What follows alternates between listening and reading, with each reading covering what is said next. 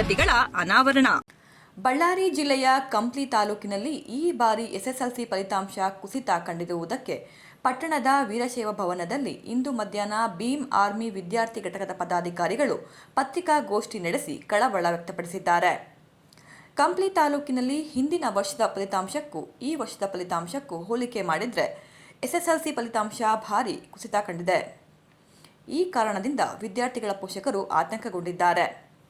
ಶಾಲೆಗಳಲ್ಲಿ ಪೂರ್ಣ ಪ್ರಮಾಣದ ಶಿಕ್ಷಕರುಗಳು ಇಲ್ಲದಿರುವುದು ಮತ್ತು ಶಾಲೆಯ ಮುಖ್ಯೋಪಾಧ್ಯಾಯರ ಹುದ್ದೆಯನ್ನು ತುಂಬಿದರೆ ಹೆಚ್ಚಿನ ಪ್ರೋತ್ಸಾಹದಿಂದ ವಿದ್ಯಾರ್ಥಿಗಳು ಉತ್ತಮ ಅಂಕ ಗಳಿಸಲು ಸಾಧ್ಯವಾಗುತ್ತದೆ.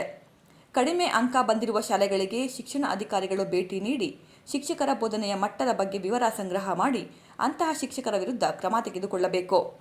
ಮುಂದಿನ ಫಲಿತಾಂಶದಲ್ಲಿ ವಿದ್ಯಾರ್ಥಿಗಳು ಹೆಚ್ಚಿನ ಅಂಕ ಗಳಿಸುವಂತೆ ಮಾಡಬೇಕೆಂದು ಸಿದ್ದಲಿಂಗಯ್ಯ ಆಗ್ರಹಿಸಿದರು. ವ್ಯವಸ್ಥೆ ಹಾಗಾಗಿ ಬಳ್ಳಾರಿ ಜಿಲ್ಲೆ ಮಾತಾಡಬೇಕಂದ್ರೆ ಕೊನೆಗಿಂತೂ ಹೋದ ವರ್ಷಕ್ಕಿಂತ ಈ ಸರಿ ಕೂಡ ಕಡಿಮೆ ಆಗಿದೆ. 64.99% ಆಗಿದೆ. ರಾಜ್ಯದಲ್ಲಿ ಉಡುಪಿ ಹೊಸಪೇಟೆ 94%, ಒಟ್ಟಾರೆಯಾಗಿ 34ನೇ ಸ್ಥಾನ ಪಡೆದಿರ್ತಕ್ಕಂಥ ಕಲಬುರಗಿಯಲ್ಲಿ 0% ಪಡೆದಿರ್ತಕ್ಕಂಥ ಸಂಖ್ಯೆ, ಪಡೆದಿರೋ ಶಾಲೆಗಳ ಸಂಖ್ಯೆ ಭಾಳಷ್ಟಿದ್ದಾವೆ. ಒಟ್ಟಾರೆಯಾಗಿ 78 ಶಾಲೆಗಳಲ್ಲಿ 0% ಬಂದಿದೆ ರಾಜ್ಯಾದ್ಯಂತ.